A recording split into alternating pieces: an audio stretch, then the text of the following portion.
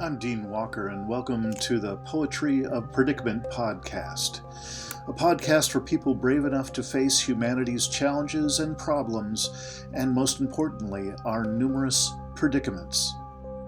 The Poetry of Predicament is a podcast meant to inspire us to bring forth grace, beauty, and connection with the web of life in the face of a predicament-laden world. Here in this human-caused world of collapse of Earth and human systems, seems like there are very few offerings to give us some sort of alternative to the default of resignation, separation, and despair.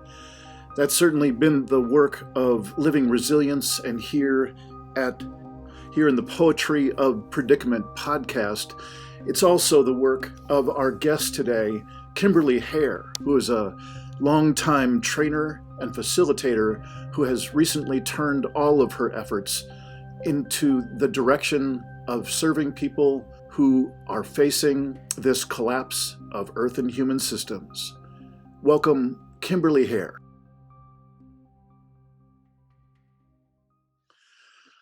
All right, welcome to the Poetry of Predicament podcast.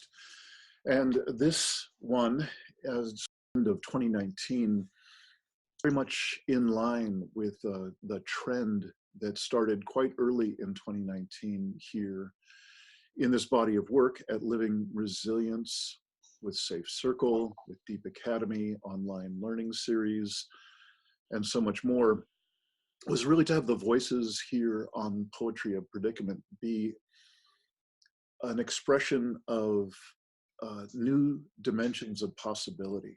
You know, going back to that Albert Einstein quote that is so often attributed to him and misquoted, but in any case, it goes something like, the problems that we are encountering today cannot be solved if we use the same level of thinking in which they were created.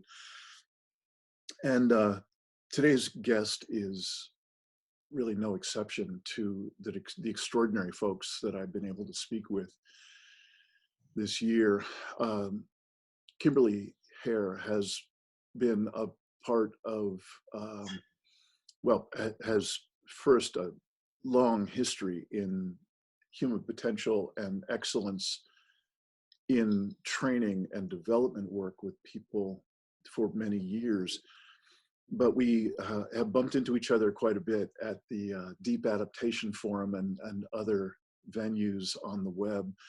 And it seems like we have a tremendous amount in common. And I think you're going to see that she has a tremendous amount in common with a few of the other, particularly women in the transformation-based lineage that I've been interviewing quite a bit this year. Really a potent, and even within that lineage, quite diverse group of women. And Kimberley, I'm so pleased to have you here. And we were just talking before we hit the record button that really, we've both been around the block with this training stuff. And it's one thing to do yet another promotional piece about this is the work I'm doing and this is why somebody would be interested in it. As we all know, this is arguably the most important conversation in human history.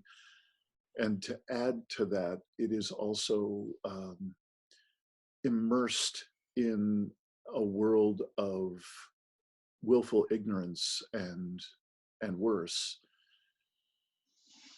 And so what I believe that Kimberley is going to share with us today, and certainly what I will bring to the best of my ability as well, is some kind of alternative to just coming to the awareness that we're screwed, to just coming to that edge of that cliff that we have all created to one degree or another. We're looking off that cliff, and so often that just means resignation and despair. And with the work that I believe that Kimberley's going to share with us today, and this conversation, it's certainly both of our intentions to create some sort of alternative to that despair and to that resignation. So Kimberley, I'm so pleased to have you here. Welcome. And I'm wondering if the first thing you might do is introduce yourself in the way that you'd most like to be known. Sure. Thank you so much, Dean. And I'm delighted to be here. So, yeah, I'm a writer, a blogger, a facilitator, a coach, a trainer.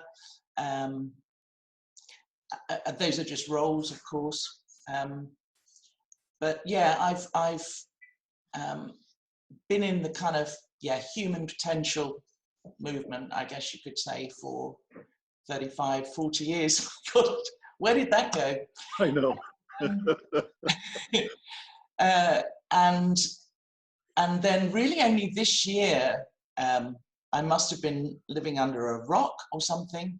I kind of really woke up to the climate and ecological crisis, and big time. And in fact, earlier this year, I'm going to be talking about nudges and intuitions and insights a little bit. And a big one I had this summer was to close down my business after 35 years and just kind of do everything from the gift economy. And I really understand that not everybody has that choice. And I feel very privileged and grateful. So now the whole of my time and energy is about supporting people who have woken up to this. And I do that through workshops and retreats and one-to-one conversations and coaching. I'm also a facilitator on the positive deep adaptation. So I get involved in those deep listening calls. And I run a retreat, which I call The Edge, which is a 4-day, very profound pause for people who want to explore those questions of, so what now? Yeah. What the fuck now? Who do I want to be? How do I want to live? How do I want to earn my living, if that's even relevant anymore? How do I want to parent? What do I want to be the story of my life, really, from now? And so yes, it's been a very big transformation for me in the last year. And most of the time in that business, I was what I'd call doing the kind of outside in thing of sharing with people, especially leaders, sharing strategies and how-tos and tools and techniques. And then about 11 years ago, 2009, I bumped into a different kind of an understanding, which kind of plopped everything on its head. And I think it's potentially incredibly useful for people who have woken up to this. Yeah. And the reason I wanted this conversation with you is I think the people in the PDA community, and I don't want to make anybody wrong, we all have blind spots, but I think we're missing a trick. Okay. And or several tricks. So one of the things I wanted to talk about tonight was what might be some potential blind spots that we have. And I'm talking about the traditional mainstream psychotherapy community, right? The deep adaptation community generally. And like you, we said earlier before you hit record that I get heartbroken. I read all of the posts on all of the PDA Facebook groups every day, and it breaks my heart open because people just don't feel they've got anywhere to go. Yeah. Kimberley, if I could just pause you for a moment, before we start to have you map out the territory that you are bringing from your history of training, I think it's really useful. One of the biggest blind spots that I'm seeing in these circles that sometimes call themselves the doomosphere, or, people who have a doom and gloom orientation to their attention and presence. There's the mistake made, I would say, that we think we're talking about the same thing when we use expressions, even to start with the word collapse. Yeah. which seems to me to be central in what you're describing, because you're talking about the Positive Deep Adaptation Facebook group. And we're also implying the Deep Adaptation Forum, which I'm a volunteer moderator in. And this whole idea of deep adaptation is part of Jem Bendel's coining of phrase and so on around his initial, I believe, very courageous assertion that we are in collapse and anticipating far, far more. And it will be soon. Nobody here predicting it when, but there will be major waves of more collapse soon.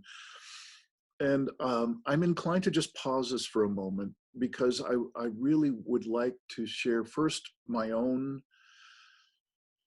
just one of those moments that really did crack me open in a very different way.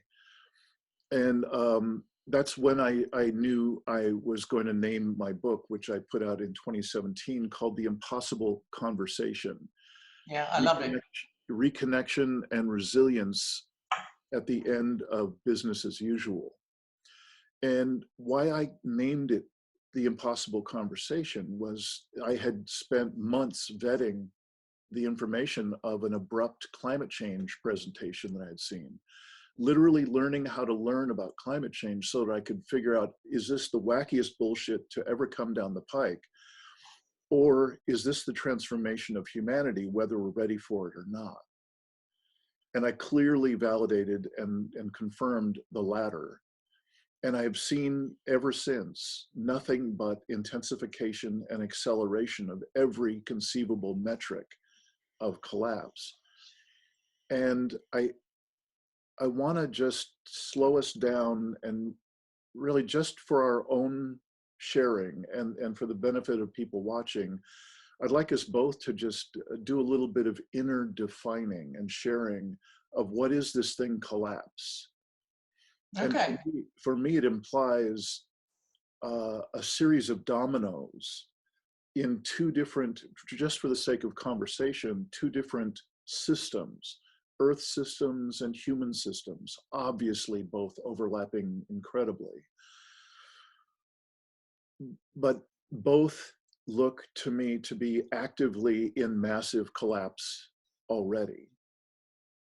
And both look to be threatening far larger collapse than we've already seen quite soon. Within my old guy lifetime, I'm clear I will see the suffering and the death of billions of human beings. That's the level it's hitting my heart and that I'm trying to convey. This is not for me. This is just me conveying my interpretation, what I've landed in. When I say the word collapse, it doesn't take many of these littler dominoes to start pushing larger and larger ones. And I believe that Jem Bendel was just quite, I just love his intuition to have focused on food production as something to get people's attention. And it has certainly gotten his. And we need only look to 2019, that around the world, conditions and actual circumstances, actual production numbers have been so remarkably affected that, the intelligence of that assertion and him pointing us toward, let's just keep track of that one. Let's just look at food production, shall we, folks? And the just-in-time delivery in the human systems that we rely on, for especially y'all over in the UK, even more than here in the States, everything needs to be shipped for hundreds or even thousands of miles. Yeah. And so to just pause for a second and to realize that we're within a year or two of massive dominoes like this falling, and how that affects every aspect of our lives. Mm-hmm. All the fabric of, you mentioned parenthood, and I'm going to be posting this interview in both the new special focus podcast that we've got called Take My Hand, Conscious Parenting in a Time of Stolen Dreams.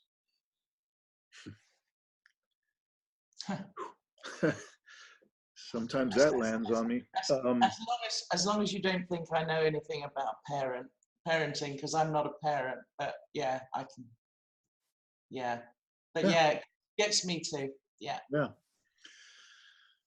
So what I'm just about finished doing is just giving you a little snapshot of coming up with the name, The Impossible Conversation.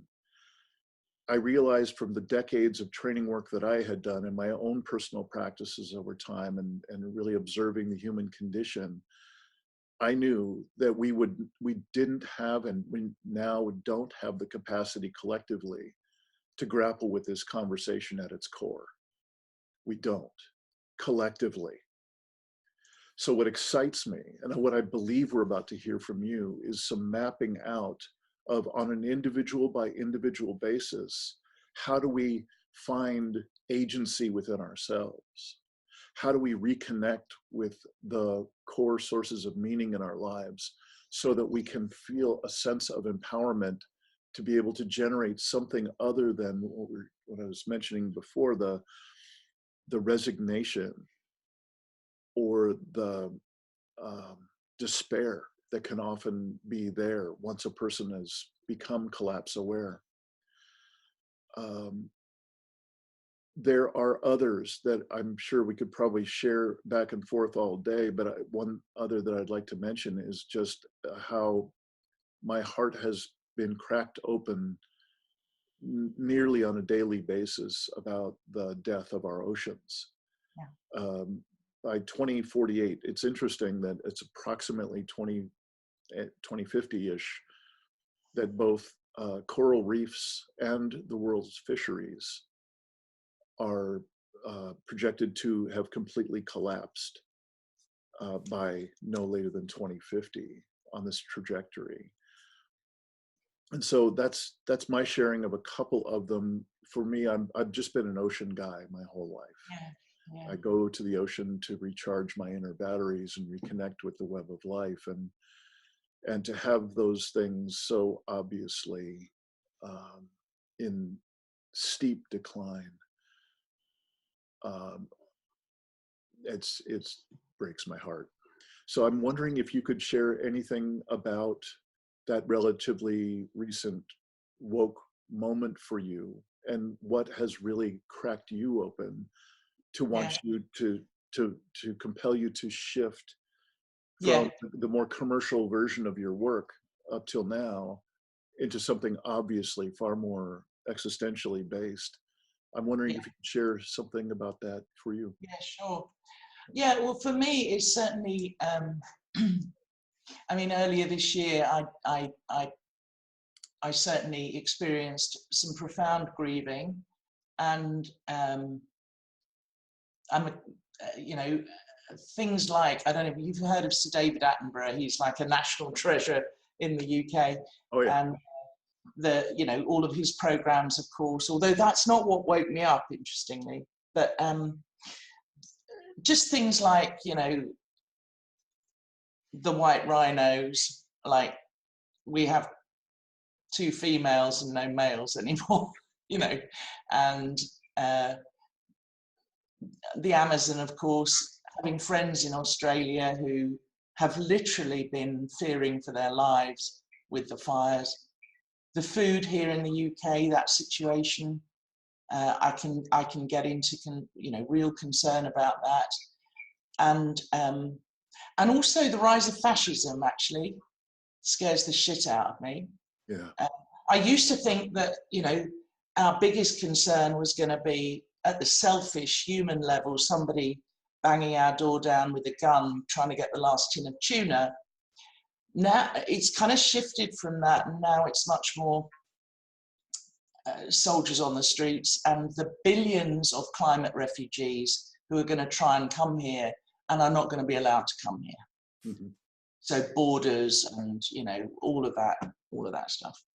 So my focus has been very much recently, I think that, you know, it's localization, and I don't mean that as a way of disconnecting from the rest of the world, but in a practical sense, creating community resilience in terms of things like food and also psychological support, psycho-spiritual support, and all the other things that we need to do. But yeah, it's huge. It's huge. Yeah. Well, I'm glad. It really doesn't matter whether one has their woke moment just yesterday or 20 years ago. I'm so glad to have you on board as an ally in this conversation. And I think we can both agree that it can sometimes be a remarkably lonely conversation to be had. This is not something that this particular insight brings us lots of rainbows and unicorns and so on. This might give us the unique privilege of having less and less friends and family that want to sit next to us at a holiday dinner. Absolutely.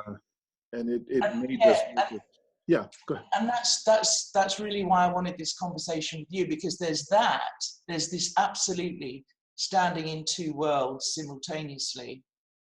You know, with my relatives and some friends, and you know, just kind of walking around the streets of London, and especially coming up to Christmas, and you know, everybody kind of doing that insanity.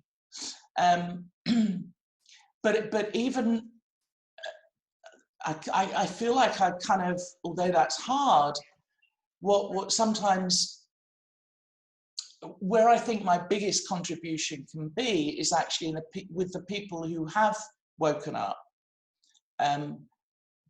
Because I think there's a lot of, as you said, a lot of that despair and apathy and anger and like I said, I think we're missing a trick. Yeah, yeah. Well, let's shift gears to that. You know, you brought decades of remarkable experience in the training world, and you've had a significant woke moment of your own. You've transformed your body of work and the deployment of your own attention in a significant way. What are you now doing, and how does that show up, and who is the audience that you're laying out this work for? Yeah. Well, the audience now is number one, the participants who you know come to me, and they come on the Edge retreat, and they come on my workshops, and they approach me for support, I guess you'd call it, Mm-hmm. in all sorts of different ways. But it's not. I'm very clear about my path. My path is not activism anymore, although I did a bit of that this summer. I was out in the streets with Extinction Rebellion. It's not political. My path, I'm very clear, is psycho-spiritual. It's waking people up. Mm-hmm. and waking people up who've already woken up a bit, waking them up more. Yeah, got it. And so those are the people that come on my Edge retreats. The other audience, actually, more recently, has been my local village here. I live in a village that's only about 30 minutes away from London, but it's quite rural here, rural, countrified in some ways. Mm-hmm. And so I've been learning so much, kind of getting involved in that whole thing, and you know, engaging, pulling together a group of people who are keen to do something. But again, I see my role very much as facilitation, rather than I'm, you know, rolling my sleeves up and doing the digging of the vegetables. I'm happy to do that, but yeah. I think my talents are best used elsewhere. I'm also, you know, I'm getting on a bit now and I'm a bit stiff. And yeah. So yes, I did have this big wake up this year, but I had another one 11 years ago before that, which was much more of a kind of general spiritual awakening. And that's what's kind of guided my work since then. And yeah, so I'd love to tell you a little bit about that. And it probably involves like about 5 minutes of quick explanation. And then I wanted to go on and just flag up some of the blind spots that I think our community sometimes might have. Yep. But I don't feel I can go straight into that without kind of giving you a little bit of a presentation first. I know Absolutely. We need some context, and we need to share some language, because I've been noticing for quite some time now, there's virtually no language for much of what we're encountering today. So please give us your rendition of some context and some new language that we might share as we look out ahead. Yeah, okay. So it comes from an understanding called the 3 principles, or the inside out understanding. I like to call it the heart of thriving, because it's about bringing all of us to life. Now, remember, this context is before the climate and ecological crisis. It's still relevant and useful and applies, but I wanted to just kind of bring it back to how it's helpful for people generally, whether or not there was a crisis. Does that make sense? Absolutely. Yeah. So if I go,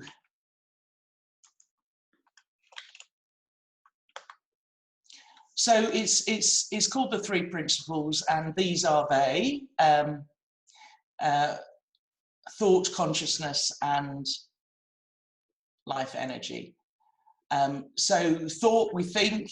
I don't think anybody would argue with that. We're thinking creatures. We're conscious, we're aware, and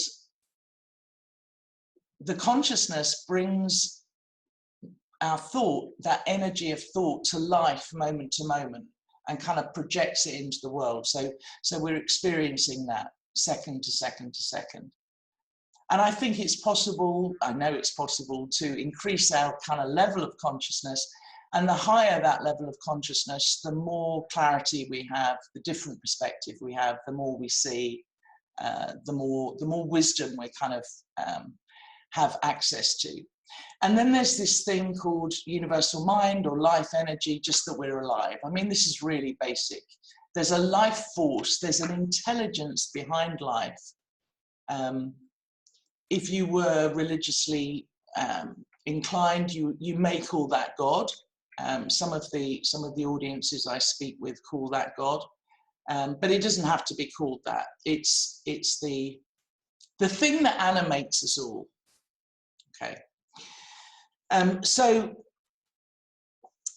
what this kind of leads to is the 3 things that it's really good to know. Number 1, your mind only works one way, I believe, which is inside out rather than outside in. In other words, we are living in the feeling of our thinking moment to moment, but it really looks like we're living in the feeling of what's happening out there. It really looks like we are living in the feeling of circumstances, other people, the environment, life events. The second thing is that we all have this innate capacity, I believe, for well-being, clarity, complete mental health, peace of mind, creativity. It's kind of built into the system. It's the default state. It's the factory setting. And that doesn't mean we always experience that, because again, the thing that takes us away from that sometimes is thought in the moment, or rather thought believed. In other words, doesn't look like thought, it looks like reality, looks like truth. And the third thing it's really good to know is that we are made of love and we are deeply connected. We're not separate from anything. And I'm saying that the more deeply we see those 3 things, the more we tend to thrive.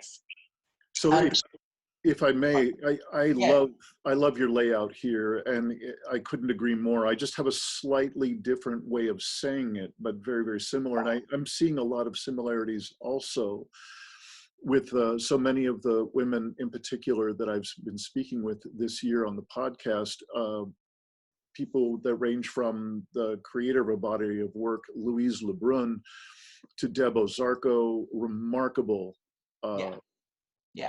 author and blogger and so on, and again a number of the other women, and really what their way of saying this is that we are so immersed in an externally referent reality that we think that these imposed externally imposed thought forms and cultural structures and so on, we start to believe that that is our inner reality, just because it is so ubiquitous. It's everything we are taught and know from very, very early on, all the way through our adult life. And my particular jargon for this is that in order to partake in this business as usual structure that we are all immersed in, our one subconscious agreement in this to be a part of it is to disconnect from our primary sources of meaning in a human life, disconnect from deeper self, from each other, from earth, and from soul. And I'm loving that I'm reading right here on your screen that underneath it all is the default mode that we are connected with the web of life. And indeed, that is so true. But how interesting that the cultural structures that are basically taking us to an existential brink, the one demand that those structures have had for each of us is to disconnect from those primary sources of meaning. So I'm with you, and thank you for letting me just bring in a couple of other ways of saying the same thing from Louise Lebrun's work and also from my own. Thank you. Oh, you're so welcome. And in many ways, it's just been a kind of huge, so again, if we can just for a second come before our collapse awareness, there's a way in which all of it has just been like a very innocent, profound, but innocent misunderstanding about the way the human experience works. Mm. So, there's no kind of, there's no judgment here. It's just the world, the cultural misunderstanding that we've been brought into. So this is you may have seen this, I think it's originally Timothy Galway. I'm saying that our performance, and that includes our performance, as a leader, as a parent, if there is such a thing, our performance as somebody who makes a contribution in the light of this predicament, equals our potential, which by definition is infinite, minus interference. And I'm saying that our interference is always coming from thinking rather than circumstances or the external world. So in a way, what this understanding does is it kind of allows us to vacuum up a lot more of the interference. So we have a much clearer alignment between performance and potential. Mm.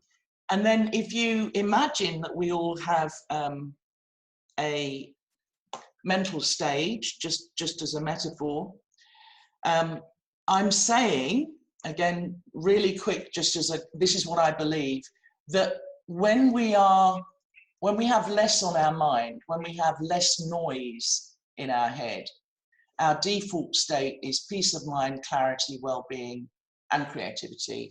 And a whole load of those things that you often call those primary sources of meaning, love, connection, that's kind of who we are underneath it all. But most people are walking around like that. They're walking around with so much interference, so much noise, so much stress, and particularly, with this current predicament, or this huge thing, the biggest thing we've ever faced, there's a lot of people walking around like that. Yes. And one of the things that it's really helpful to see is that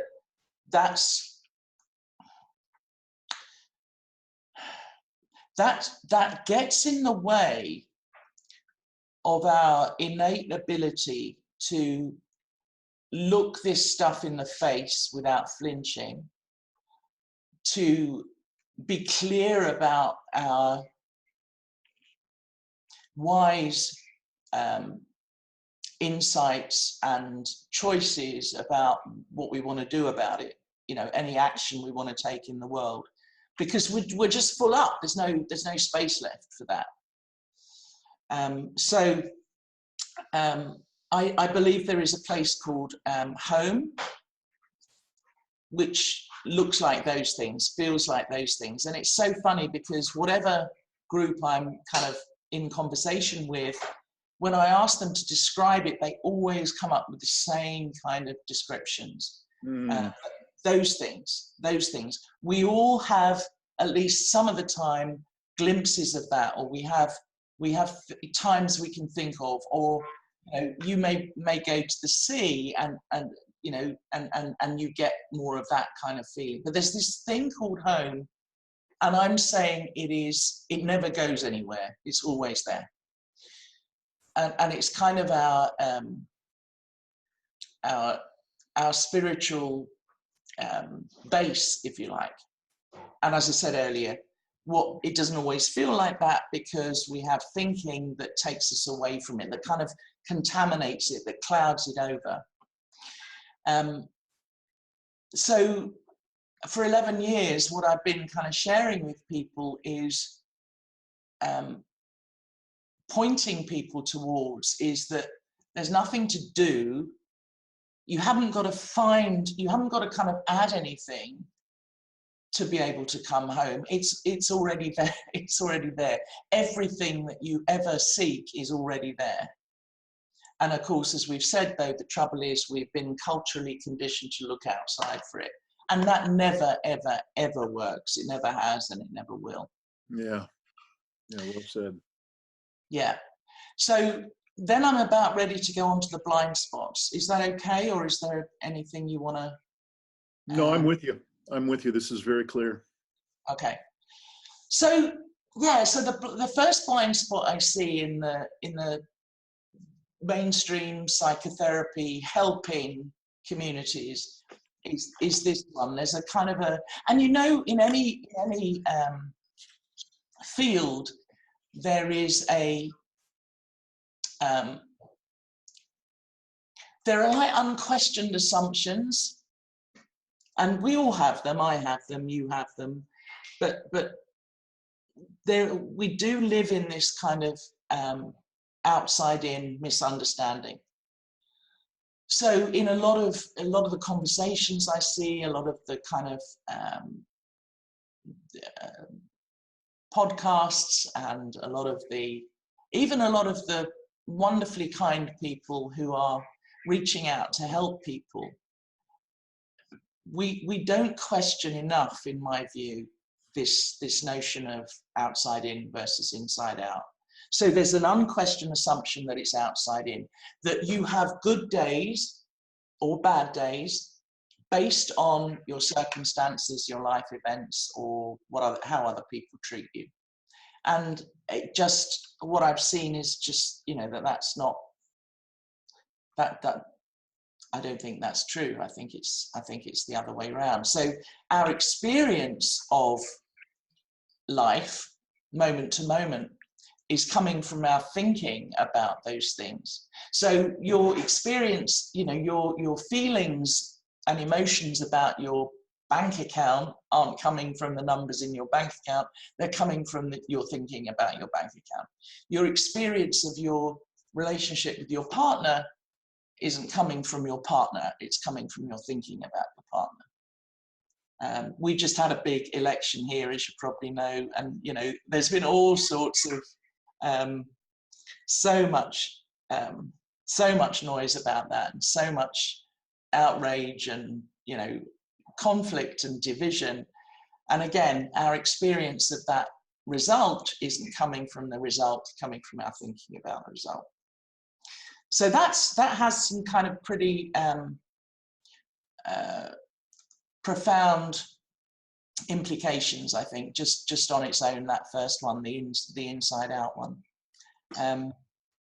And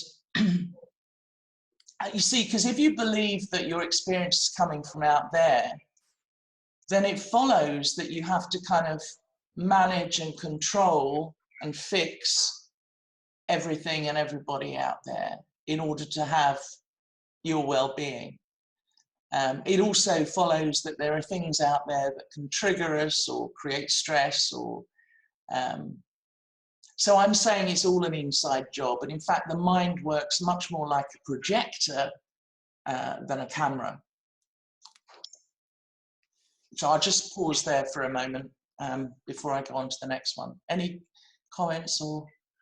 You know, I do, but I don't want to interrupt your flow, but let me just put a post-it note, if you will, Yeah. a particular part of the conversation. There's a dynamic that I have been bumping into. Really, it's been a part of my own personal process work and various lineages that I've been a part of for a long time, but has become more and more an active part of this body of work that I'm now creating. And that is an essential, at least a base level, two things about this. One is one of the biggest blind spots, or one of the biggest costs of this disconnection, multidimensional disconnection that you and I have been talking about in slightly different ways, but seems like it's the same thing, is that we no longer have a baseline in our experience of being alive. So we don't really know what's normal and natural and appropriate out in the world. We literally don't know. Were the numbers I just heard about the salmon run here in the Pacific Northwest, are those good numbers or are those bad numbers? Yeah. Is that healthy? And there's so much disinformation as well. Right. I mean, Right. drives me crazy. You can make a case for, you know, all sorts of different things, looking at and that same confusion, that same obfuscation can be found in each of those dimensions, with my relationship with deeper self, with other people, with earth, and with soul. Each of those, I would assert, I have lost my baseline of what it is to be a human being connected with the web of life in this dimension, and this dimension, and this dimension. Yeah. And what that yields is, as you say, a blind spot, but it's hard to overstate how deeply impactful those blind spots are, how it rips out massive chunks of what it is to be a human being and the possibility of being a human being.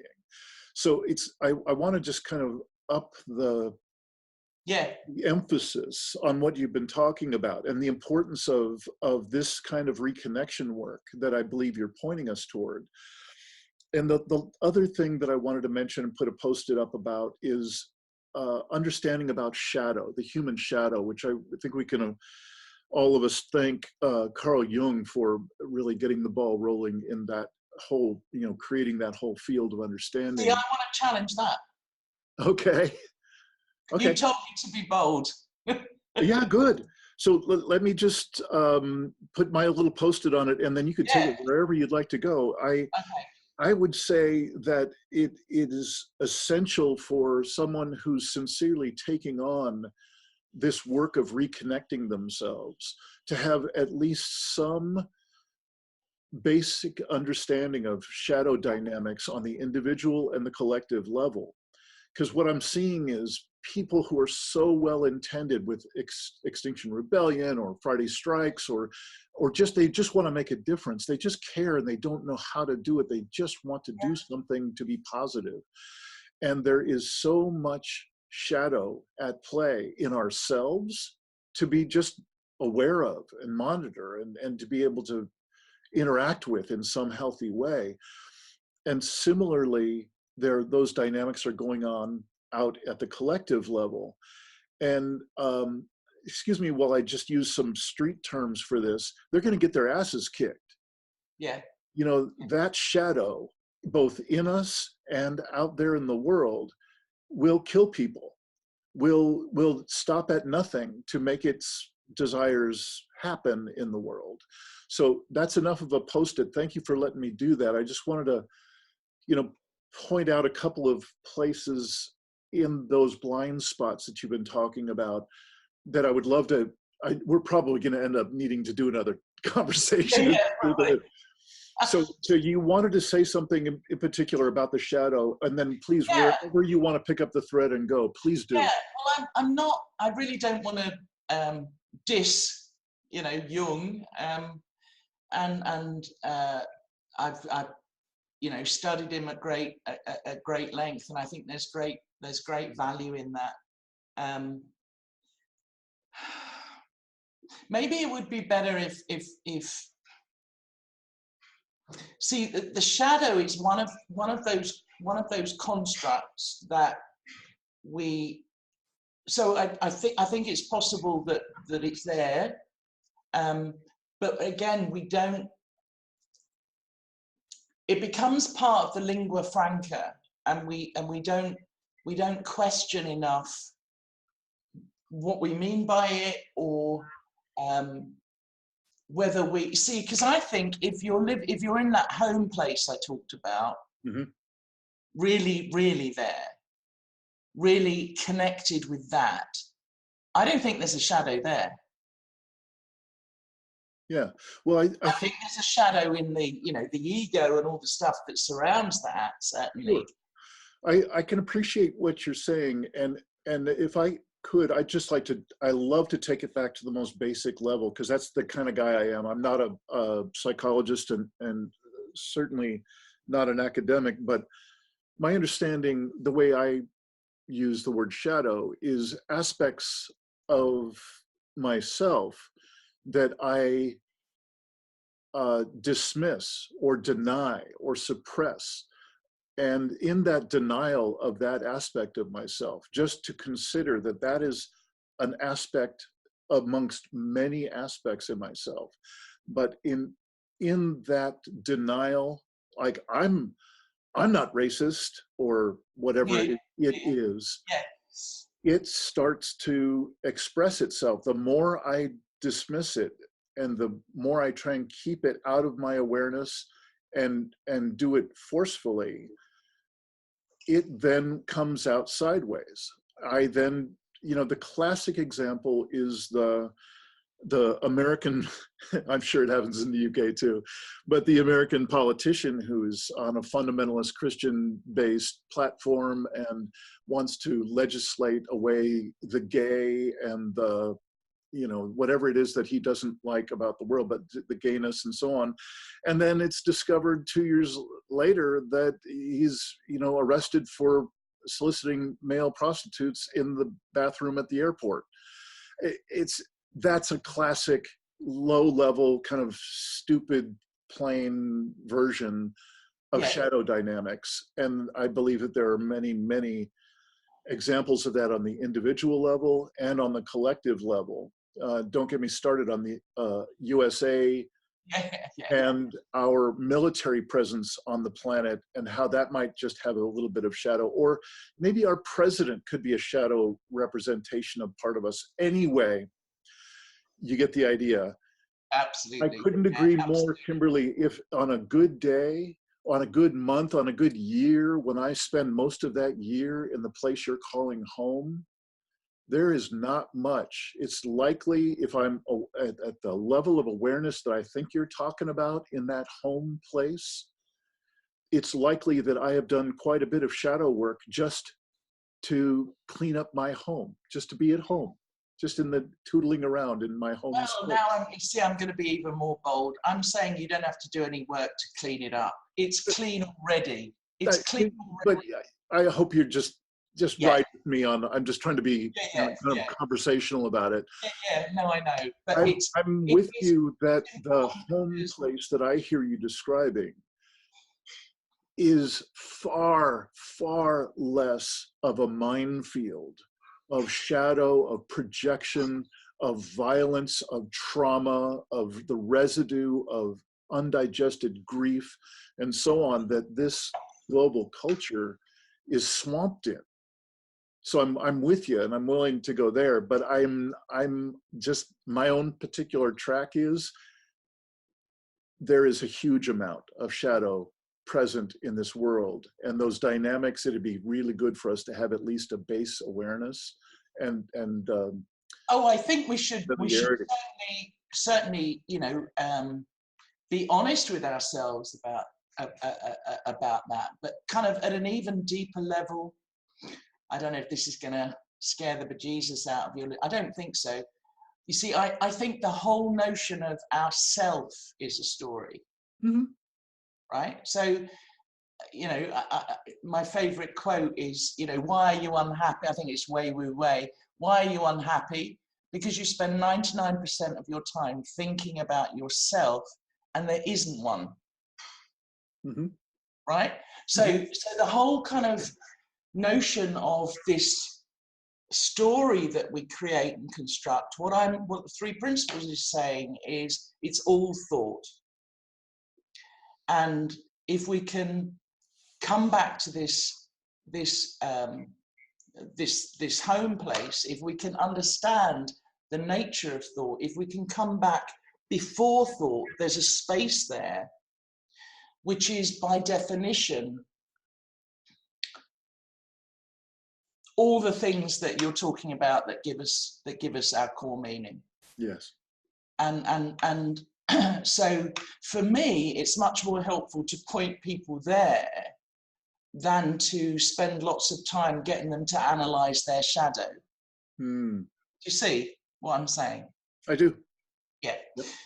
So can I move on to the second one? And this kind of speaks particularly to the what we were just saying. Let me just show this on the current slide. Yeah, so it is this idea that somehow we need to work on ourselves, that we need to have a range of strategies and practices. We need to build our resilience. We need to somehow add something to ourselves that we don't already have. And this kind of very, personal development type thing, which I've been in my whole life. I mean, this is what I shared and taught and made my living out of for decades. That if it's to be, it's up to me, and I've got to do it. And I'm the one that's in charge of this, and I'm the one that has agency, and I'm the one that has control. And also kind of within that, this idea that, and actually some people are just broken. And if you look at the DSM, the Diagnostic and Statistical Manual that psychiatrists use to diagnose people, it's just been getting thicker and thicker and thicker, and it breaks my heart as we find more and more labels with which to diagnose people for their brokenness. And it's really interesting because I'm doing a lot of work at the moment with the NHS in the UK, the health service, and more mental health professionals and health professionals are starting to switch the way they work so that they are seeing the health, the innate health in people rather than the ill health.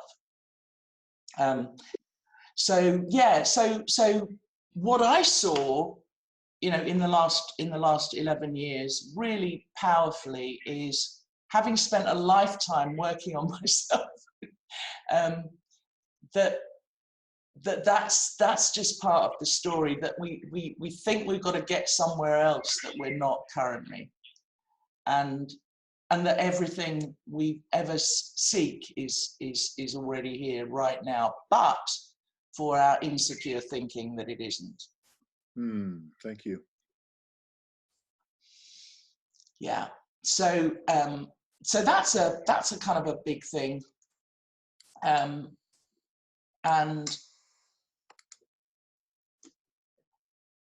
So, you know, I've done a lot of work on myself. I've done a lot of inner work, but it's fascinating to me how some of the people that I work with these days who haven't done that, they are able to, when I point them in this direction, they are able to have insights that are transformative for them,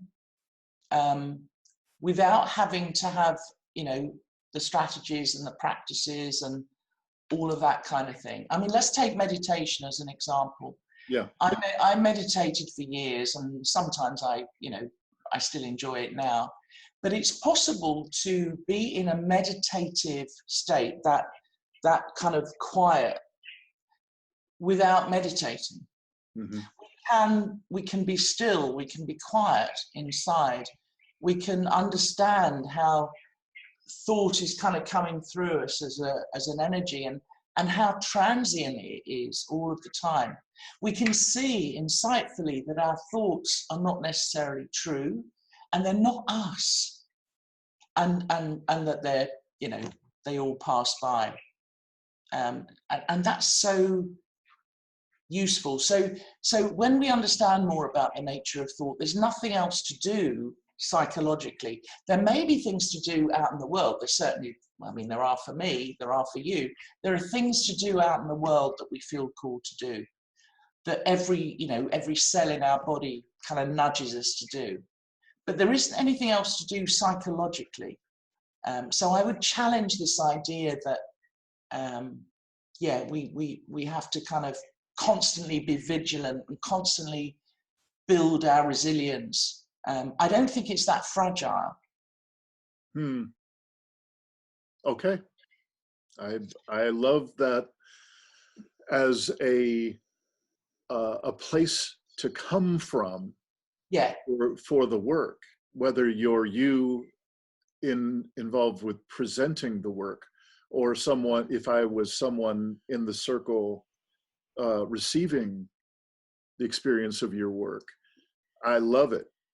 And I also, I'm noticing, as in, just to keep you apprised of my listening and my reaction. Yeah. I noticed that I have a fairly current awareness of, to some degree, my own, and definitely a large degree collectively, there's a lot of delusion of what are solutions, what are good places for us to put our attention. Yeah. Now, as a concerned citizen in the world, no matter what our political flavor is, whatever our perspective is, there are certain ways in which we collectively have come up with it. This is the right way to be expressing myself these days. And this is the nature of the dynamic that's going on in my country or around the world. Yeah. And there are some considerable collective blind spots that I'm just having a little bit of difficulty kind of putting into my own pocket and just letting them rest there. As you describe your orientation, I'm loving your orientation. I'm loving this mild discomfort that I'm feeling. Like, I want it to feel easy to go with what you're saying to the letter. And it's a little uncomfortable here, and and it fits well. It was for me 11 years ago. You've no idea how much I resisted this. You know? It's kind of like, no. But I kept looking, and I'm so grateful that I did. I give you a really crazy, simple example. Like, you know, any of us who, if you imagine a small child, a toddler, wakes up and has a nightmare, and you know, they're crying and screaming and yelling that there's a monster in the room. And you go in as the adult, and you're wiser and more experienced, and you can see that actually it's the shadow of a dressing gown on the wall. And it looks a bit like a monster. Now, once you see that, you haven't got to kind of get your sword out and fight the monster, because it isn't a monster. So I'm saying that, yes, the climate and ecological crisis is real. It's going to get worse. There's going to be huge amounts of suffering. But I think no matter how bad it gets, I actually believe that the vast majority of the suffering that people experience is going to be psychological still. And it's psychological now in the sense that they are anticipating and creating a story and creating scenarios of the future that come from thought and that put them into these incredibly intense states. You know, and it's very human and it's very understandable. I'm not judging anybody for doing that. Yeah. But it's just been so transformative to me to see that, like, my experience is coming from that thought looking real. Sure. And when I get beyond that, there's a space somehow where I come into that clarity, that home place, that connection place, that soulful place, that allows me then to just follow the nudges of that inner wisdom, without being in despair or paralyzed by fear or, you know, all those other things that we said. It's like kind of, it's like navigating life from the best version of yourself, from that home place. Rather than, I'm creating, you know, because we're so good at it as human beings. I've created a story about what it's going to be like in 5 years' time, and now I'm feeling like shit. And you know, what do I do? What do I do? And it's seeing that is the shadow of the dressing gown on the wall. It doesn't mean the climate crisis and the ecological crisis isn't real, but your experience of it in this moment is coming from thought. Does that make sense? Yeah, totally. There, in one of your past slides, I forget how many back, it was the description of this state or this place of home that you're describing. My label for that state, for that place, for that inner dimension of ourselves that you're describing so well, my word for that is grace. And I believe it was the last line in your description of home that included the word grace. So there's got to be some overlap there. And that is certainly my experience. I have perhaps slightly different ways of accessing it or ways of describing it, but I have a feeling it's remarkably similar to what you're describing. It's the same place. Yeah, it's the same place. And so really, I think the only discomfort place that I was trying to describe is going from my day-to-day world in which, you know, I have a decent amount of immersion in grace just about every day. And I'm very, very thankful for that ability to access that. And I know that that's not 24/7. You know, I got my times when I get bumped out of the optimal state that I would like to be in. And I'm as vulnerable to the external stuff as anyone in that state. Me too. So when I bridge myself back, when I self-regulate, when I come back from that dysregulated place to somewhere closer to that state of grace, I believe that I'm experiencing much of what you're describing. I think there's an overlap and a resonance. Yeah. And so I just really appreciate I've learned so much, and I had this opportunity to feel that edge of my own discomfort. I actually love that place. I love that in me to lean into. Well, that's the edge. Yeah, that's the edge. I love to lean into the places that are uncomfortable for me, just at the very least, so that you and I can feel more connected, and I can hopefully learn a bit more about what it is you're trying to share, but also to expand my edge. So I appreciate very much having that opportunity. I'm thinking that our envelope of time is starting to close, and I'm wondering. I just had one last thing, and I won't show a slide about it, but it was just this like what I've seen creeping in more and more is this idea of trauma, of individual and collective trauma. And it's one of those things, again, that I don't see people questioning. And I want to question it, because I think it's unrecognized thought, and that doesn't mean that this understanding gives us a free pass on feelings, and nor should it. You know, this is not a spiritual bypass, but it's kind of, I think it's more helpful, and I think that pain is the flip side to love, you know, as Joanna Macy says. And I've really seen this year how that grief has opened me up to more love, more courage, to do the things that I'm doing. But I find that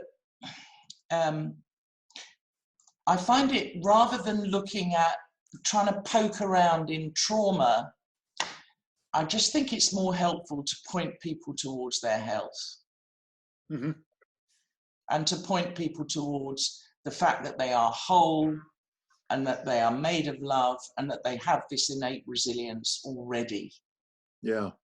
And everything else is just thought believed. That's my view. Yeah. Well, I was just going to ask you if you had a way that you would like to sum up our time together and the thoughts and mapping that you've been sharing with us, and I think you just did it. Okay. Okay, thank you. I've so appreciated this conversation, Dean. It's been wonderful. Yeah, and you know, it's kind of like I feel so grateful for the positive deep adaptation community and what you do and what Jem's doing and all, you know, and I am engaged in that. But sometimes I feel like I feel like I feel like, this is going to sound grand and I don't mean it to, but I feel like Copernicus must have felt when he said, no, it's the other way round.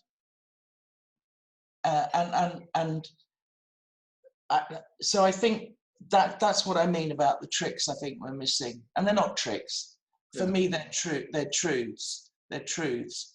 And just working with the people that I work with, thousands of them now, they are able to face this from a place of resilience, authenticity, clarity, wisdom, in a way that I think is really helpful. Yeah. Kimberley Hare, you've clearly walked an important path in your work for your entire professional life, and you bring the wisdom and the skills, the insights from those times to this new chapter of your life.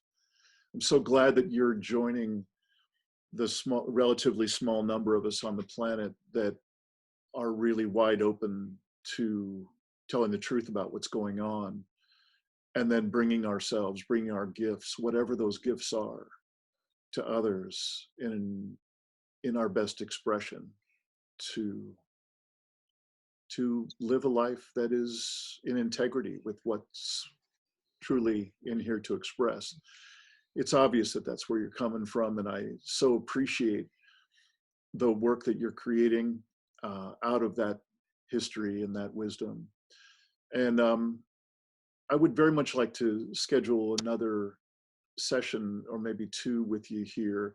Yeah, me too. Because what I predict, you know, what I love about your articulation is that I think we can just pick it up where we've left off here. Yeah. And I'd love to, because I think there are important, really gettable examples of what each of us is talking about in our different language. And I'd love to just kind of do that with each other in parallel. You know, to me, I say it this way, and I often, you know, use it that way, and you say it this way, and so on. I want that because that's what I wanted when I cracked into this chapter, this impossible conversation that we're all in. Yeah. And Yeah. I wanted a place where I could hear people who had something to say and something to offer in terms of tools, in terms of distinctions, in terms of powerful methodologies that could help me make that transition from the despair and resignation rabbit hole to something else. I knew enough to know that there was something else. I could even patchwork together some things, but I would love to have had some wisdom, some reflection of people who have really done some work in putting together very functional, very useful, and even transformative distinctions. And so, with your permission, I'd like to set up another round and have us dive a little deeper. I'd love to. And Dean, I so appreciate the work that you're doing. Honestly, I have. It's been a kind of a. It's been a real light in these times for me. So I'm really grateful. Thank you. Well, thank you. And I'd be very. Here's my shameless self-promotion, but I truly am curious to get, especially from people like yourself who know from what we're talking about here. I would love to get your feedback about the most recent offerings. If you're subscribed to my newsletter, I'm just about to announce the online learning series from what I'm calling Deep Academy. And one of those is the focused podcast and other resources series about parenting, which is wide open to folks like you and me who are both not parents, Okay. but obviously very relevant for parents as well. But I would love to get your feedback because I'm really going all the way with it. I'm really not at all trying to be diplomatic or make this work for everybody. This is really for people who are. How would I do that? Just email you or? If you would go to livingresilience.net, and right there on the front page is the ability to sign up for the newsletter. And I get that already. Yeah. Okay. Yeah. And then if you haven't, if you would sign up, subscribe for this podcast, The Poetry of Predicament, then you'll know when this is posted. And there you go. Okay. Thank you so much.